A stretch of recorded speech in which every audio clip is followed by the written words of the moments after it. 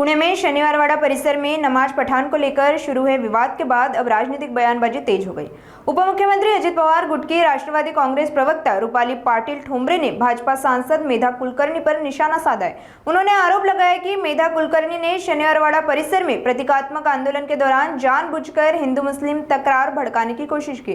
रूपाली पाटिल ने कहा कि शनिवारवाड़ा किसी एक धर्म या जाति का नहीं बल्कि पूरे पुणेकरों का ऐतिहासिक धरोहर है। उन्होंने सवाल उठाया कि मेधा कुलकर्णी को पुणे के असली मुद्दे समझ में क्यों नहीं आते और कहा कि सामाजिक सौहार्द भंग करने के प्रयास के लिए उनके खिलाफ मामला दर्ज किया जाना चाहिए आणि संविधानिक भूमिका मांडलेली आहे।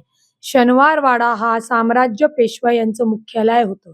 ते ऐतिहासिक पर्यटन म्हणून आहे आणि त्याचा त्या पुरातन म्हणजे पालिकेतील आणि केंद्रात राज्य आणि केंद्र यांच्याकडे पुरातन विभागाकडे त्याचा मालकी हक्क आहे। तो कुठल्याही एका जाती धर्माचा नाही। निश्चित ते विजयाचं प्रतीक आहे, परंतु मेधा कुलकर्णीच्या मालकीचा शनिवारवाडा नाही, हे मेधा कुलकर्णींनी स्वतः पहिलं लक्षात घेतलं पाहिजे। राहिला मेधा कुलकर्णी या खासदार आहेत, ज्या काय आमच्या मुस्लिम भगिनींनी तिथं नमाज आतमध्ये त्या आल्या असतील पर्यटनाला, ऐतिहासिक सगळी माहिती घ्यायला आणि बसलेल्या असतील, वेळ झाली असेल, नमाज वाचला असेल, त्याच्यात अडचण काय झाली? त्याच्यात गुन्हा काय झाला? जे यांनी इतिहास काढावा, ज्या मजार संबंधी त्या बोलतायत ती 1936 साली रजिस्टर म्हणजे नोंद आहे। माझा सोडा हो, मेधा कुलकर्णीचा जन्म नाही तेव्हा, आणि मेधा कुलकर्णीला कोणते पूर्वज येऊन सांगून गेले? म्हणजेच मेधा कुलकर्णी जाणीवपूर्वक हेतूने हिंदू मुस्लिम मध्ये तेढ निर्माण करतायत, पुणे शहराचं सामाजिक शांतता भंग करतायत। पहिली त्यांच्यावर गुन्हा दाखल झाला पाहिजे आणि पोलिसांनी तो सीपींनी केलाच पाहिजे। आज त्या शनिवारवाडावर सर्व जाती धर्मातले आम्ही तिथे हिंदू आहोत म्हणून गीता वाचणार, हनुमान चालीसा वाचणार, त्याच्यानंतर जे आमचे मुस्लिम बंधू भगिनी असतील तिथं नमाज वाचणार, जे आमचे ख्रिश्चन असतील ते बायबल वाचणार। ज्या ज्या जाती धर्मातली लोक आहेत त्यांची जी काय ते धर्माला मानतात आणि त्यांच्या ज्या प्रार्थना आहेत त्या तिथं करणार। आम्हाला मेधा कुलकर्णींनी अडवून दाखवावं।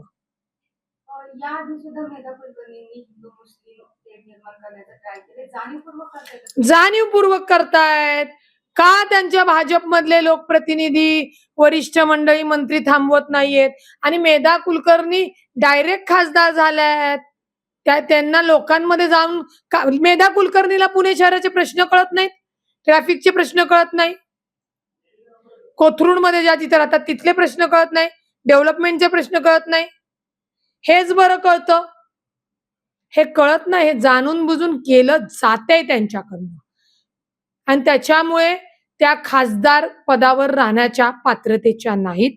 खासदार हा कुठल्या धर्माचा जातीचा नसतो, खासदार हा सर्व लोकातील जाती धर्मांचं लोकप्रतिनिधित्व म्हणून दिलं पाहिजे आणि पक्षाने विचार केला पाहिजे। नेत्यांच्या पुढं मिरवणाऱ्या या बायांना तुम्ही खासदारकी आमदारकी देताय, हीच लोक याच महिला त्या समाजात जाऊन तुमच्या पक्ष त्यांची स्वतःची तर जातीच आहे पण पक्षाची सुद्धा काय म्हणतात पक्षाची सुद्धा ते त्याच्यामध्ये प्रतिमा मलिन करतायत। त्याच्यामुळे तो त्यांच्या इंटरनल पक्षाचा विषय आहे। मला काही त्यांनी ओरडावण करावं याच्यापेक्षाही महायुती म्हणून आम्हाला असली नोटंकी थेर मेधा कुलकर्णीची चालणार नाहीत। त्यांनी जो गुन्हा केलेला आहे त्यांच्यावर गुन्हा त्वरित दाखल झालाच पाहिजे। राष्ट्रवादी काँग्रेस पक्षाची भूमिका शिवशाहू फुले आंबेडकर ही होती, आहे आणि राहणार। आणि सगळ्यात महत्वाचं, संविधानावर कायद्यावर देश चालतो। भाजप संविधान मानतो का नाही मानतो? मानतो, आम्ही मानतो, राष्ट्रवादी काँग्रेस पार्टी, शिंदे साहेबांची जी शिवसेना आहे ते मानतात।